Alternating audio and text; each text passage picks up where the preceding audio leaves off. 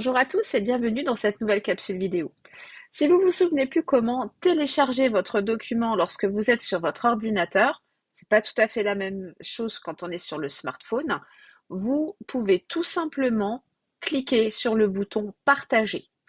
Une fois que vous avez cliqué sur partager, il y a une fenêtre qui s'ouvre et à partir de cette fenêtre, il y a de nombreuses choses que l'on va pouvoir faire, y compris télécharger. Lorsqu'on clique sur afficher tout, on a toute une liste de possibilités qui s'offrent à nous grâce à Canva. On peut partager, notamment le modèle de marque. On peut également créer un QR code spécialement pour notre création et le transmettre. On peut l'enregistrer. Donc, ce qui nous intéresse, c'est le bouton télécharger ou le mettre directement dans un Dropbox, un Drive. Ou encore, et ça c'est si vous l'avez paramétré, vous allez pouvoir directement publier, planifier votre création sur vos réseaux sociaux.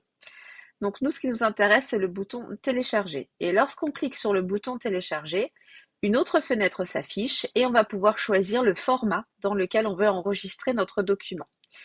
Ici, étant donné que nous avons une publication destinée à Facebook, on peut choisir du JPEG, ce que je vous recommande parce que c'est moins lourd, ou du PNG, si vous souhaitez la retravailler peut-être plus tard sous un autre logiciel. Pourquoi pas?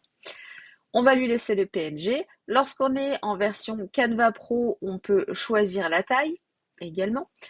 On peut compresser le fichier pour avoir une taille inférieure. Si par exemple on veut l'envoyer dans un email, l'objectif c'est que ça fasse le moins lourd possible.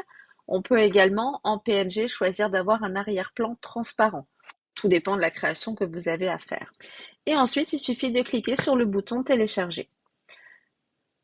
Le téléchargement va se mettre en place et va s'arrêter à un moment donné, en tout cas lorsque vous êtes sous Mac, pour que vous lui donniez l'autorisation de terminer l'action et éventuellement de changer le titre du document.